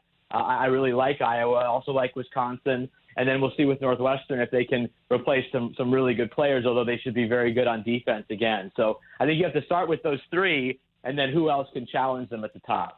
Adam, one last thing, and maybe you totally are on the other side of this, but as I look at this league, the bottom to me has gotten a lot better with what Schiano's done at Rutgers, and Maryland's got a boatload of talent. What do you think about isn't the bottom better? Isn't it a deeper league now? Without a doubt. And I did a piece last week on Nebraska looking at the first decade of the Huskers in the conference, and that was something that a lot of people brought up to me, both who have observed Nebraska and or have been with the program, is that the league has gotten a lot better since the Huskers arrived. And to your point, it absolutely at the bottom, Greg Schiano knows exactly what he's doing. It doesn't mean they're going to win the East Division every year, but Greg has a very defined plan, and his players have bought into it, and they're recruiting at a really, really high level and taking advantage of a very good state in New Jersey. If you look at Indiana, they're no longer a bottom feeder. Maryland, we'll see. Maryland's had talent before, and they haven't always capitalized. I think Michigan State's still working its roster back into shape. And then, Illinois, I would say still this year is going to be a tough one potentially, but I think Brett will have a good plan. He knows how to win. I was joking with him that he's maybe the most Big Ten West person on the planet, either Brett Bielema or Barry Alvarez, given Barry's ties to Nebraska. So, he understands how to win this division. So you're right. There really aren't any teams that look to be completely a mess. But again, it's hard to move up. That's what I always say. You need someone to get worse to move up in the division, and it's going to be tough for those teams to do so. Sounds good. Adam, we appreciate it. Thank you so much for coming on. Anytime, Greg. Appreciate you. There he is, Adam Rittenberg, ESPN.com, joining us on our Sports Nightly Hotline, brought to you by the Woodhouse Auto Family, bringing you more choices in brands, locations, and service. Experience the difference. Purchase with confidence. This is Woodhouse. All right, phone lines open for you, 402-413-2400. Call or text. Back with more next. Hit us up on the text line. Text 402-413-2400 with your Husker thoughts. So, when do you think you'll be done with our kitchen renovation? Well, ma'am, the Italian marble countertops will take a while to get in. No problem. In the meantime, you can start on the spiral staircase. What? If you win Mega Millions from the Nebraska Lottery with a jackpot that starts in the millions in drawings Tuesdays and Fridays, you can afford to go a little mega. So you want us to build a spiral staircase? Well, how else are we supposed to get up to the helipad? Oh, good. My husband's home. Top prize odds 1 in 302 million. Because Ford trucks and SUVs are built to help you every day, you made Ford America's best-selling brand. And now you can get great offers on the entire Ford lineup. Come see how at your local Ford store, based on 2019 calendar year total sales. There's a Ford built for everyone, whether it's the latest driver assist technologies, room to fit the whole family, or the power you need on the job site. Ford has you covered. Head to your Midwest Ford dealers today to find great deals on the right vehicle for you. Stadium seats may have been replaced with recliners. Tailgates outside the stadium may have been swapped for the ones in the backyard, and thousands of screaming fans have been replaced by one screaming baby. The only thing that hasn't changed is us, watching the game together. It's game time, baby. Show off your Husker team spirit during your next virtual watch party. Visit Cox.com/Huskers to take a selfie with Herbie. And don't forget to share. Watch together, cheer together, take a selfie together, even if you're not actually together. Cox, bringing us closer. Touchdown, Nebraska! If you're doing business in Nebraska, the best way to connect your organization with the excitement surrounding the Huskers is through a partnership with Nebraska Athletics. Kaboom! Wow! You can take your business to the next level by reaching loyal Husker fans through in-venue signage, radio advertising, digital and social media, and more. Got it! Join the Husker team today and email partners@huskers.com to learn more about opportunities to connect with Husker Nation. That's partners@huskers.com. From the University of Nebraska-Lincoln, I'm journalism student Grace Fitzgibbon with Campus News. Nebraska is one of the best schools in America for student Fulbright scholars. 2021 marks the fourth time that the university has been named a top producing institution by the Fulbright program. Of the 30 Huskers who applied this past year, 10 were offered the prestigious Fulbright. An additional 16 Huskers were named semifinalists. Want to get all the latest Husker news straight to your phone? Need to be the first of your friends to get the scoop on all things Huskers? Sign up for text alerts from Nebraska Athletics. Text Huskers to 83200 to get game time notifications and updates, breaking news, special ticket offers, and more straight to your phone. All the Husker news is just a quick text away. Just text Huskers to 83200. Standard text messaging rates apply and may vary by carrier. Buckle up, put that phone down. It's a reminder from the NDOT Highway Safety Office, 402-413-2400, the number if you want to be a part of the program with a call or a text. Thanks again to Adam Rittenberg for spending some time with us. What a wild last week, right? I mean, we could go at this time. We didn't know anything about this Texas-Oklahoma thing and how that thing was going to blow up, and it certainly has. But I'm right there with Adam. I just don't see the Big Ten doing much. I think they're going to stand pat. All these rumors about, so-and-so's got a meeting with the Big Ten office and this school's. I'm not buying that. I think the Big Ten's going to sit back and see what the next 6 months looks like before they jump and do something else. Maybe not, but at least that's my lean on this. Huskers Fan Day coming up in 3 days, 5:30 to 7:30. They are charging $5 to park around the stadium that night to get you inside for that. It's going to be really, really hot outside, so dress accordingly, bring water, take care of yourself, because when the event begins at 5:30, about half the field will be in the shade, but the other half will be in the bright sunshine, and temperatures expected to be in the mid-90s for Fan Day on Thursday. Then the Huskers will begin practice on Friday. There'll be a media session on Thursday. The head coach and 8 to 10 players are going to be made available on Thursday afternoon, kind of a quasi-media day here in Lincoln to launch this thing off. The players are still, for the most part, gone, not back in town yet. They'll start arriving, I'm sure, on Tuesday and then definitely on Wednesday as they get geared in for meetings. The staff back to work today after a couple of weeks of vacation time. So the football office picking up steam as they get ready to get this thing going. We're 33 days out from kickoff for the Huskers and the Illini in a key Big Ten West matchup in Week 0 in Champaign. This is a big game, folks. People have asked me for the last couple of months, what's the biggest game on the schedule? I mean, it's this one. Nebraska's got to win this game and get momentum going for the season. So it is a giant game for the Big Red coming up on August the 28th. It will be here before you can blink. So practice again gets going on Friday. The coach is back cranking up. We had Greg Austin on earlier in the program to kind of talk about that offensive line as well. All right, went long with Adam in the last segment. Need to slip a break in. We're back to a wrap-up tonight's show next. Shop with confidence at Woodhouse Buick GMC and find your next vehicle. Our knowledgeable sales team is eager to help you find a vehicle. Plus, get you on the road faster with our streamlined sales and buying process that you can start online. New Buick and GMC models with the features you want at a smart price. Visit our indoor showroom or shop online anytime at WoodhouseBuickGMC.com. Experience the difference and shop Woodhouse Buick GMC first. Does it really matter where beef comes from? Meet the facts. Fact: Hy-Vee Choice Reserve beef comes from the Midwest, so you get only the highest quality beef raised on family farms here in the heartland. Where do the other guys get their beef? We're not sure either. Get the facts at meetthefacts.hyvee.com. Hit us up on the text line. Text 402-413-2400 with your Husker thoughts. Husker fans, stay up to date with the most current and latest news by following the Big Red on Facebook and Twitter. These social media homes provide the fastest daily updates on everything surrounding NU athletics, including game results, ticket promotions, and Husker prizes. Log on to also follow several sports-specific pages and Husker head coaches. Become a fan today at facebook.com/Huskers and twitter.com/Huskers to join and interact with thousands of Husker fans around the world. Did you ever buy something and get more than you expected? Emeritus offers insurance, employee benefits, and financial services, but we deliver so much more. The comfort of a human voice when you need it, the confidence of flashing a beautiful smile, the relief that your family can keep living the life they love, the serenity of knowing you've planned well and can enjoy life. That's what we really deliver. We call it fulfilling life. Emeritus, insurance, employee benefits, financial services, and much more.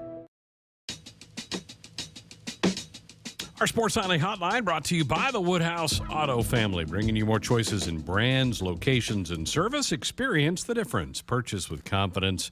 This is Woodhouse. News out of Columbia, Missouri tonight. Missouri Athletic Director Jim Sturk stepping down from his position after a, quote, and I'm using air quotes here, mutual agreement was reached. The school announced on Monday Sturk has been the AD at Mizzou since 2016. He took over when Mack Rhodes abruptly left Missouri to go to be the AD at Baylor. He will stay on until his successor is named. So I don't know. I'm not sure if that was expected or what, but he'd been the athletic director at San Diego State for 5 years and did a great job out there, but AD at Missouri since 2016. So Missouri now in the market for a new athletic director moving on through. The fallout today is both Oklahoma and Texas submitted a letter to the Big 12 Conference saying that they will not be re-upping with the league when their new media rights deal is up at the end of the 2025 year. So basically serving notice to the league that they're out, moving on. I would expect we will see in the next couple days an announcement from the SEC of an official invite. There's talk tonight that the SEC presidents and chancellors have a Thursday call to discuss expansion. So there you go. That sounds like that's the next way. That's the next move in this thing, is that the SEC will officially invite those two to come join the party of the SEC. All right, coming up tomorrow night here on the program, Husker basketball's got a little media session tomorrow. They're going to make several of their players available. We'll have Jessica hit that. We'll talk to somebody, one of the new members of this Nebraska basketball team tomorrow night here on the program. Also, chance to catch up with the 3 incoming Husker volleyball players tomorrow night here on the program that just got back from playing in that U20 tournament overseas.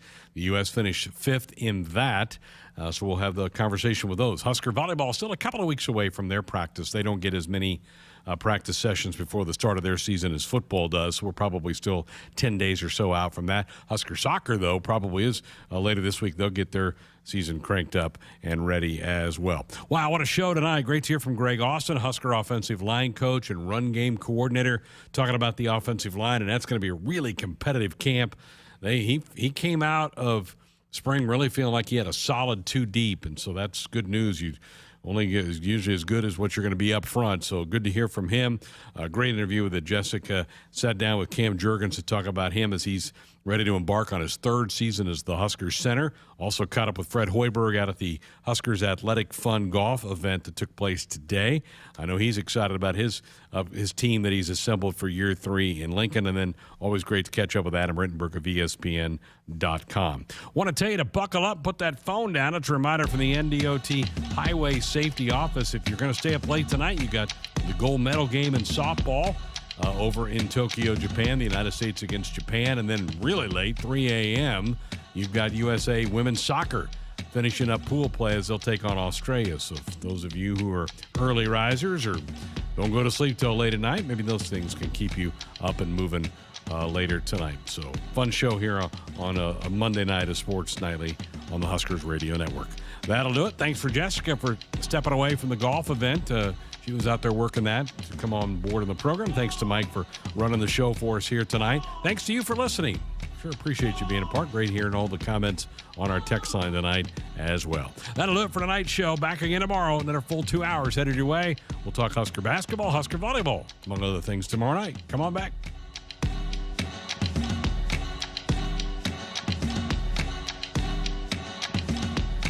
Hit us up on the text line. Text 402-413-2400 with your Husker thoughts.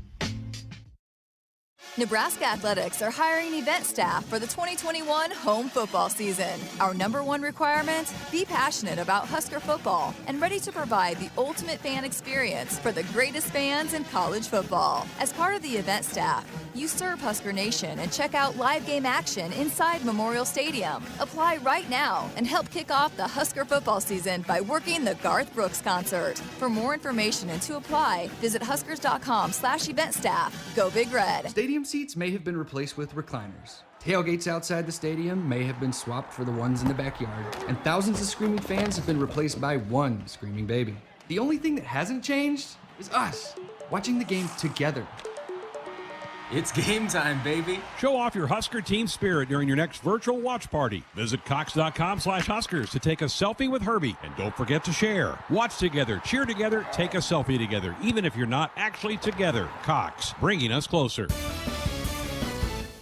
From the University of Nebraska-Lincoln, I'm journalism student Grace Fitzgibbon with Campus News. A new grant from the U.S. Department of Agriculture is supporting Husker research in the study of multi-robot systems in ag settings. The almost $500,000 grant was awarded through the USDA's National Institute of Food and Agriculture to Professor Santosh Pitla. Pitla and his team will use the funds to further their research in the use of unmanned ground vehicles and drones on the farm.